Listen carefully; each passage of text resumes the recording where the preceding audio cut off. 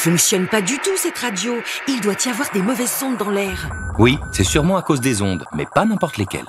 Ta radio fonctionne grâce aux ondes électromagnétiques. Ton smartphone ou ton micro-ondes utilisent eux aussi ces ondes. Elles composent même la lumière visible et te permettent de voir le monde en couleur. D'accord, mais il y a bien quelque chose qui les différencie, toutes ces ondes. Effectivement, les ondes électromagnétiques se propagent sous la forme d'une succession de petites vagues, des oscillations. Ce qui change entre les ondes de ton téléphone et celles reçues par ta radio, par exemple, c'est le nombre d'oscillations en une seconde, la fréquence. Elle se mesure en hertz. Regarde, toutes ces ondes sont classées en fonction de leur fréquence sur ce qu'on appelle le spectre électromagnétique. Dans la partie des fréquences les plus basses, entre quelques kilohertz et 300 gigahertz, c'est-à-dire 300 milliards d'oscillations par seconde, il y a les ondes radio.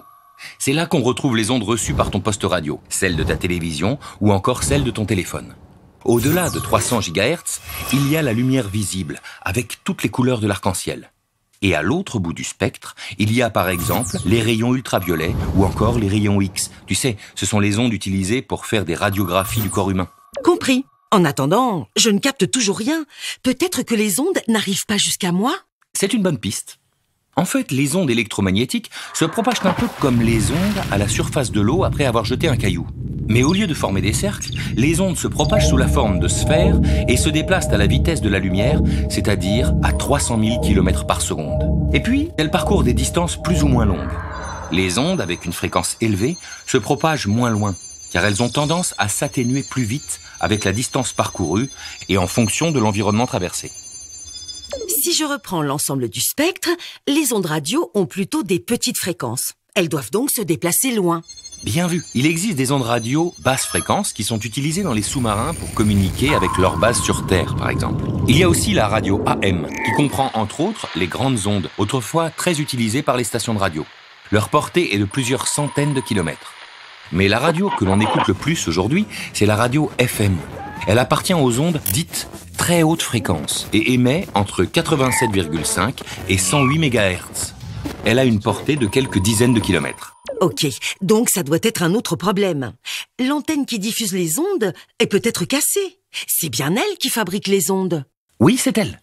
Pour diffuser une émission de radio, la voix de l'animatrice est transformée en signal électrique par le micro.